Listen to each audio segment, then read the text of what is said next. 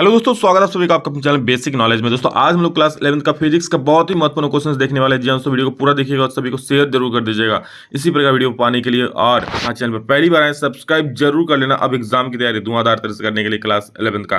चलिए फिजिक्स का इसमें देखते हैं दोस्तों। अब आप लोग का देखिए साइंस में फिजिक्स का और मैथ का मिलेगा, हिंदी इंग्लिश मिल जाएगा, ठीक है। तो चलिए देखते हैं क्या क्या सवाल है आप लोगों का, सभी को अच्छे से सॉल्व करते हैं। तो पहला सवाल दोस्तों है, देखिए आप लोग क्या है कि which of the following is a characteristics of unit। Unit का कैरेक्टरिस्टिक्स क्या होता है? The unit must be universally accepted. बिल्कुल ये सही बात है, यूनिट यूनिवर्सली एक्सेप्टेड होना चाहिए। It must be invariable and well defined. बिल्कुल ये वेल डिफाइंड होना चाहिए।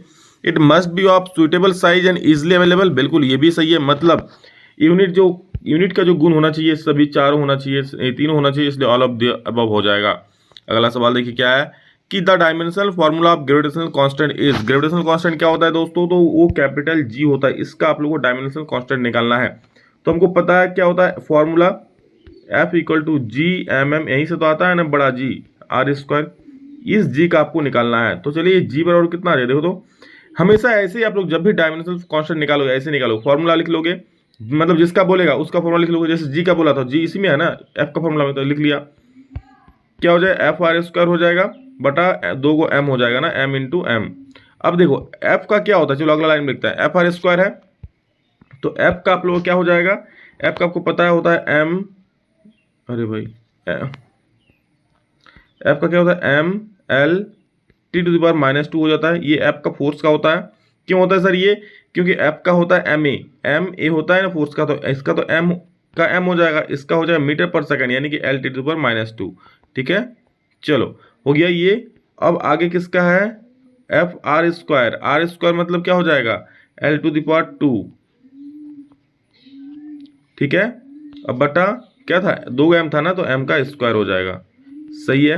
तो देखो ऊपर में एगो एम, यहाँ 2 एम, एगो एम कट जाएगा। अब ये एम नीचे में बचाना, ऊपर जाके माइनस एम हो जाएगा, तो एम के पावर में -1 होगा।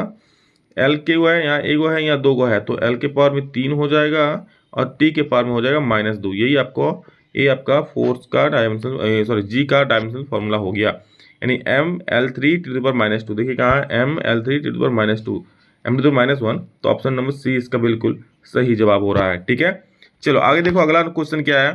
निम्न हुई the following pairs has the same dimension. निम्नलिखित में से कौन से दो जोड़े की बीमाएं समान है? तो आप लोग इसका निकाल के देख सकते हो। जो इंपल्स और मोमेंटम है ना, दोनों का बीमाएं मतलब क्या हो, दोनों का जो आप लोग का डायमेंशनल फॉर्मूला बिल्कुल सेम होता है। दोनों का क्या हो जाता है, देखिए इसका भी इंपल्स बोलो या फिर आप लोग क्या बोलो, एक मिनट इस पर हिट, हाँ इंपल्स बोलो या मोमेंटम बोलो, दोनों का हो जाता है m1 l to the power 1 और t टू द पावर -1। दोनों का सेम हो जाता है। ठीक है, और इसलिए दोस्तों ये क्या हो जाएगा answer, impulse and momentum. Okay, तो ऑप्शन नंबर क्या, बी बिल्कुल आप लोग का सही आंसर हो जाएगा, याद रखना।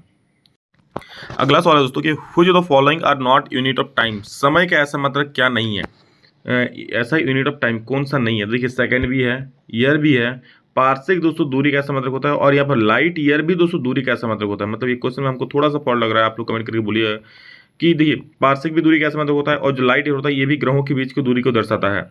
तो आप लोग को दोनों इसमें से लग रहा है गलत है, आप लोग कमेंट करके जरूर बोलना इस क्वेश्चन के बारे में। नेक्स्ट क्वेश्चन देखो क्या है कि 5 नंबर द ऐसा यूनिट ऑफ टॉर्क। टॉर्क का ऐसा मतलब क्या होता है दोस्तों? तो याद रखें टॉर्क का ऐसा मतलब, टॉर्क का फॉर्मूला क्या होता है, tau equal to R vector cross F vector होता है। तो टाउ इक्वल टू अगर R vector cross F vector हो जाए तो एफ का होता है न्यूटन, इसका होता है मीटर, तो न्यूटन मीटर इसका ऐसा मतलब हो जाएगा। बहुत आसान है, ये देख लो। चलिए बल आघूर्ण का हो गया ऐसा मतलब। वेग समय ग्राफ का ढलान क्या होता है? The slope of velocity time curve भी क्या होता है? तो ये होता है दोस्तों एक्सेलरेशन। तो 6 का ऑप्शन नंबर सी बिल्कुल सही उत्तर हो जाएगा, त्वरण। क्यों? वेग ऐसा एक तरफ भी रहेगा, एक तरफ आप लोग का टाइम रहेगा, तो v बाई टी करोगे तो आपको क्या मिलेगा, एक्सेलरेशन ही मिलेगा ना। चलो अगला सवाल देखते हैं। A ball is projected with velocity of 20 metre per second vertically, find the distance travel in first 2 second. 2 second में इसका वेग कितना होगा? ऐसे एक वेग को ऐसे फेंका जाता है, एक बॉल को कितना से फेंका जाता है, स्टार्टिंग में 20 मीटर पर सेकंड से फेंका जाता है। टाइम दिया है कि 2 सेकंड बाद ये कहाँ पर होगा। चलो देखते हैं क्या होगा। तो लगाते हैं S equal to U T plus half A T square, S equal to U T plus half A T square. Okay, तो यू कितना हो जाएगा, यू है 20, टाइम कितना लग रहा है 2, चलो प्लस हाफ। ए का वैल्यू कितना होगा, चूंकि ए का वैल्यू, ए मतलब क्या अंदर ग्रेविटी जा रहा है ना, तो जी का अंदर ग्रेविटी मतलब जी के अकॉर्डिंग जा रहा है। जी का वैल्यू कितना हो जाएगा, -10, 10 है, ठीक है। और इंटू क्या हो जाएगा, टी का स्क्वायर यानी 2 का स्क्वायर। चलो कैलकुलेट करेंगे, 20 दूनी 40 हो जाएगा, और ये प्लस माइनस से माइनस हो जाए, 20 दूनी 40 हो जाएगा, ये प्लस माइनस से माइनस हो जाएगा, और 2 5 10 काट देना, और ये 2 का इसको 4 4, 1 मिनट, ये कितना है 10 ना, चलो 2 5 10, और ये 2 का इसको 4 4 5 20 हो जाएगा, 40 में 20 जाएगा, तो 20 मीटर इसका आंसर हो जाएगा। ओके, नेक्स्ट क्वेश्चन हम लोग आए, acceleration is which type of physical quantity. दोस्तों एक्सेलरेशन यानी कि जो त्वरण बोले ना, वो एक वेक्टर क्वांटिटी होता है, यानी कि एक सदिश राशि होता है, क्योंकि उसमें दिशा होती है, ठीक है। चलिए अगला सवाल देखिए क्या बोल रहा है कि if the displacement of an object is zero then what can we say about its distance covered. बोल रहा है कि अगर किसी चीज का डिस्प्लेसमेंट यानी कि विस्थापन शून्य हो जाए तो दूरी के बारे में क्या कह सकते हैं। देखो कोई भी वस्तु मान लो यहाँ से स्टार्ट होता है, इधर उधर घूम के यहाँ वापस आ जाता है, तो इसका दूरी तो इतना दूरी चल गया, बट फाइनली आ क्या गया यहीं पर, तो डिस्प्लेसमेंट क्या हो गया, जीरो। डिस्प्लेसमेंट मतलब कहाँ पर पहले था और अब कहाँ पर है। जैसे मान लो कोई वृत्त में घूमता है, यहाँ से घूमा वापस यहीं पर आ गया, ठीक है, वृत्त में एक चक्कर घूम दिया, तो पूरा कितना घुमा, ये इसका परिधि के बराबर घुमा, मतलब 2 पाई r के बराबर घुमा, लेकिन घूम के वापस तो यहीं पर आ गया ना, मतलब इसका डिस्प्लेसमेंट क्या हो गया, जीरो हो गया। तो ऑप्शन नंबर क्या हो जाए, इट मे और मे नॉट बी जीरो, मतलब जीरो हो भी सकता है नहीं भी। ऐसा भी तो हो सकता है ना कि चलो भाई ये हो गया, यहाँ से यहाँ तक घुमा, तो इसका दूरी भी इतना हो गया, डिस्प्लेसमेंट कितना हो गया, इतना हो जाएगा, ठीक है। तो ये चीज़ है। अगला सवाल है, two cars A and B are moving with a velocity of 100 kilometre per hour and 60 kilometre per hour, what is the relative velocity of A car with respect to B if both are moving along the same direction. यार रखना, जब भी दो वस्तु same direction में move करता है तो उसका रिलेटिव वेलोसिटी क्या हो जाता है, दोनों का डिफरेंस हो जाता है। जब भी सेम डायरेक्शन में, दोनों कार इधर ही मूव कर रहा है ना, एक ही डायरेक्शन में, एक ही डायरेक्शन में, तो स्पीड क्या हो जाएगा उसका, माइनस हो जाएगा, 100 माइनस 60 कर देना, 40 आ जाएगा। हाँ अगर एक ही डायरेक्शन में करेगा तो माइनस हो जाएगा, अगर अलग अलग डायरेक्शन में मूव करेगा, एक वो इधर जा रहा है तो वो इधर जा रहा है, तो क्या हो जाएगा, तो ऐड हो जाएगा। ओके, तो 100 में 60 गया तो कितना हो गया, 40 किलोमीटर प्रति घंटा हो गया। नेक्स्ट क्वेश्चन हम लोग का है क्या, देख लो कि the rate of change of displacement is called, the rate of change of displacement यानी कि डिस्प्लेसमेंट को अगर एस बोल दे बाई टी बोल दे तो एस बाई टी क्या होता है, वेग हो जाता है ना, याद रखना। The rate of change of displacement को हम लोग वेलोसिटी बोलते हैं। ऑप्शन नंबर सी पर हम सत्य उत्तर हो गया आप लोग का।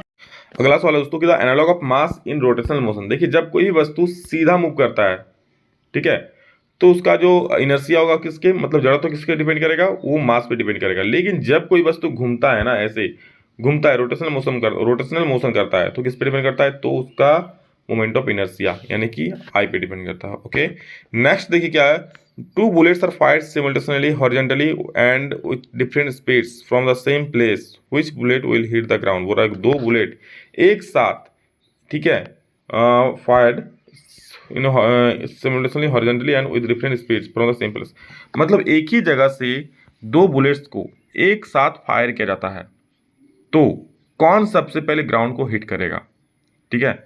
तो देखिए ऐसे करके, मतलब एक ही बुलेट को ऐसे फायर करेगा, यहाँ से मान लीजिए ऐसे फायर करता है, ऐसे करके गिरेगा, ठीक है, दोनों ऐसे करके गिरेगा। तो दोस्तों याद रखना, अगर सेम स्पीड से फायर कर रहा है सेम जगह से, तो बोथ विल रीच सिमुलेटनली, एक ही साथ पहुंचेगा, ठीक है। अगला सवाल याद रखो 14 number, which of the following operations between the two vectors can yield a vector perpendicular to either of them। Vector मतलब परपेंडिकुलर कब होता है, तो याद रखना जब ए क्रॉस बी होता है ना, ए क्रॉस बी, ए वेक्टर क्रॉस बी वेक्टर होता है, मतलब दोनों जब क्रॉस प्रोडक्ट होता है तो एक दूसरे पे वो परपेंडिकुलर होता है, यानी कि इसका क्या हो जाएगा, cross product. Option number D. अगला सवाल है दोस्तों, the moment of inertia of a body does not depend on. Moment of inertia का फॉर्मूला क्या होता है भाई, आई इक्वल टू होता है एम आर स्क्वायर। मास पे भी डिपेंड कर रहा है, दूरी पे भी डिपेंड कर रहा है, और उसके एक्सिस पे भी डिपेंड करता है। तो मास पे बॉडी डिपेंड करता है, कौन सा एक्सिस के अकॉर्डिंग कितना दूरी से मूव कर रहा है ये भी डिपेंड करता है। तो एक्सिस ऑफ रोटेशन भी बॉडी डिपेंड करता है। The distribution of mass of the body इस पे भी डिपेंड करता है मास पे डिपेंड। बट दोस्तों ये जो एंगुलर वेलोसिटी है उस पर डिपेंड नहीं करता है। तो ऑप्शन नंबर डी बिल्कुल सही उत्तर हो जाएगा। तो दोस्तों इसमें ज़्यादा सवाल नहीं, 15 सवाल लिए। नेक्स्ट क्वेश्चन दोस्तों इससे और 20 सवाल लेके ये आप लोग का खत्म हो जाएगा। और अभी और इंपॉर्टेंट क्वेश्चन आएंगे, इसको देखो, और इसी में सब लोग एग्जाम में देखने को मिलेंगे। ऐसा ही क्वेश्चन एग्जाम में आएंगे, तो अच्छे से तैयारी करो, सभी को शेयर जरूर कर देना, ठीक है। चलिए, so love you all, thank you all of you. Next जल्द मिलेंगे, तब तक जय हिंद, वंदे मातरम।